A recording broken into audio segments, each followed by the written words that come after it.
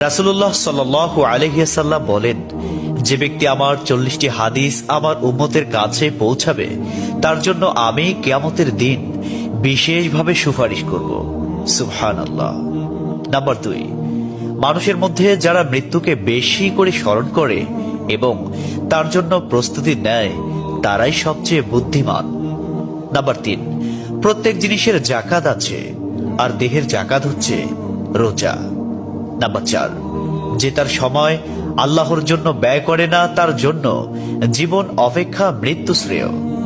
Number 5, যারা সব সময় ইস্তিগফার তথা ক্ষমা প্রার্থনা করে তাদের সাথে উঠা বসা করুন, কেননা তাদের হৃদয় সবচেয়ে কোমল হয়। নাম্বার 6, তুমি যত সিজদা দিবে আল্লাহ তত গুনাহ তোমার মাফ করে দিবেন। সুবহানাল্লাহ। নাম্বার 7, সূরা ফাতিহা প্রায় 1000 রোগের ওষুধ। নাম্বার 8, হাতের তালুতে জ্বলন্ত আগুনের কয়লা রাখলে যেমন কষ্ট হবে তার চেয়ে বেশি কষ্ট হবে শেষ জামানায় ঈমান রাখতে। নাম্বার 9, রোজাদারদের জন্য প্রতিদিন জান্নাতকে সুসজ্জিত করা হয়। সুবহানাল্লাহ। নাম্বার 10, রাসূল সাল্লাল্লাহু আলাইহি ওয়াসাল্লাম বলেছেন, কিয়ামতের দিন সব নবীর চেয়ে আমার উম্মতের সংখ্যা বেশি হবে এবং আমি সর্বপ্রথম জান্নাতের দরজা খুলব। সহিহ মুসলিম, হাদিস নম্বর 196। 11, যে ব্যক্তি রোজা রাখা অবস্থায় মারা যাবে আল্লাহ তাকে কিয়ামত পর্যন্ত সকল রোজার সওয়াব দান করবেন। সুবহানাল্লাহ। নাম্বার 12, যে ব্যক্তি ফজরের নামাজ আদায় করল সে আল্লাহর হিফাজতে চলে গেল। নাম্বার 13, রাসূলুল্লাহ সাল্লাল্লাহু আলাইহি ওয়াসাল্লাম বলেছেন, রোজা ও কোরআন কিয়ামতের দিন মানুষের জন্য সুপারিশ করবে। মুসনাদে আহমদ, হাদিস নম্বর 6626।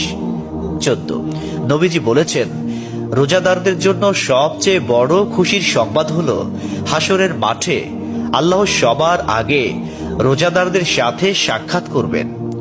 সুবহানাল্লাহি ওয়া বিহামদিহি। 15, যখন রমজান আসে তখন জান্নাতের দরজাসমূহ খুলে দেওয়া হয়। 16, রাসূলুল্লাহ সাল্লাল্লাহু আলাইহি ওয়াসাল্লাম বলেন, যখন কোনো বান্দা আল্লাহর দিকে দুটি হাত উঠায় তখন তিনি তা ব্যর্থ বা শূন্য ভাবে ফিরিয়ে দেন না। তিরমিজি, হাদিস নম্বর 502। 17, হযরত মুহাম্মদ সাল্লাল্লাহু আলাইহি ওয়াসাল্লাম বলেছেন, একটি খেজুরের অর্ধেক হলেও দান করে জাহান্নামের শাস্তি হতে নিজেকে হেফাজত করো। সহিহ বুখারী, হাদিস নম্বর 6023। প্রিয় ভাইরা, নাম্বার 18, যদি ভালো হতে চাও তবে সর্বপ্রথম মিথ্যা বলা ছেড়ে দাও।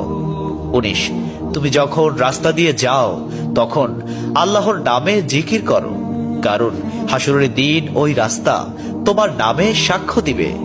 20, তোমরা সব সময় উযু করো, কারণ কিয়ামতের দিন যারা উযুকারী তাদের হাত পা উজ্জ্বল থাকবে।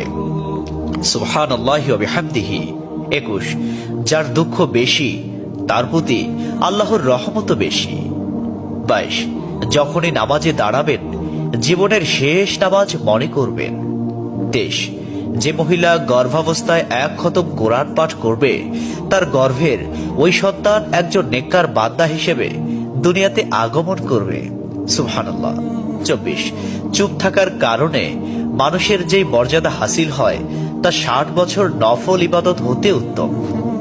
সুবহানাল্লাহ। 25, রাসূলুল্লাহ সাল্লাল্লাহু আলাইহি ওয়াসাল্লাম বলেছেন, জান্নাতের সবচেয়ে নিকটবর্তী আমল হলো সময় মতো সালাত আদায় করা। সহিহ মুসলিম, হাদিস নম্বর 260।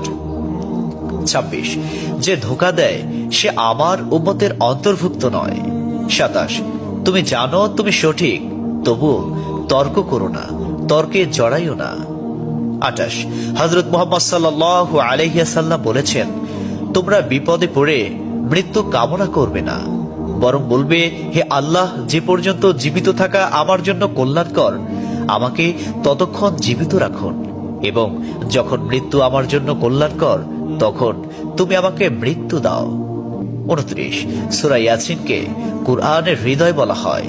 30, হযরত মুহাম্মদ সাল্লাল্লাহু আলাইহি ওয়াসাল্লাম বলেন, মায়ের একটি কষ্টের নিঃশ্বাস 7টি দোজখের চেয়েও ভয়ঙ্কর, আর একটি সুখের হাসি 8টি বেহেশতের সমান। সুবহানাল্লাহ। 31, যে অন্যের বাবা মাকে গালি দিল সে যেন নিজের বাবা মাকেই গালি দিল। 32 রাসূলুল্লাহ সাল্লাল্লাহু আলাইহি ওয়াসাল্লাম বলেছেন, আমি যা জানি তোমরা যদি তা জানতে পারতে তবে নিশ্চয় খুব কম হাসতে এবং খুব বেশি পরিমাণে কাঁদতে। 30 মানুষ যদি মৃত ব্যক্তির আর্তনাদ দেখত এবং শুনতে পেত তাহলে মানুষ মৃত ব্যক্তির জন্য কান্না না করে নিজের জন্য কাঁদত। 34 মহানবী সাল্লাল্লাহু আলাইহি ওয়াসাল্লাম বলেছেন, সূরা ফাতিহা তোমরা ধীরে ধীরে পাঠ করো, কারণ মহান আল্লাহ নিজে তার জবাব দেন। সুবহানাল্লাহ। হাদিস সূত্র মুসলিম 910। 35 রাসূলুল্লাহ সাল্লাল্লাহু আলাইহি ওয়াসাল্লাম বলেছেন, কিয়ামতের দিন যে জিনিসটি মুমিনদের পাল্লায় ভারী হবে সেটি হচ্ছে সুন্দর চরিত্র, আখলাক।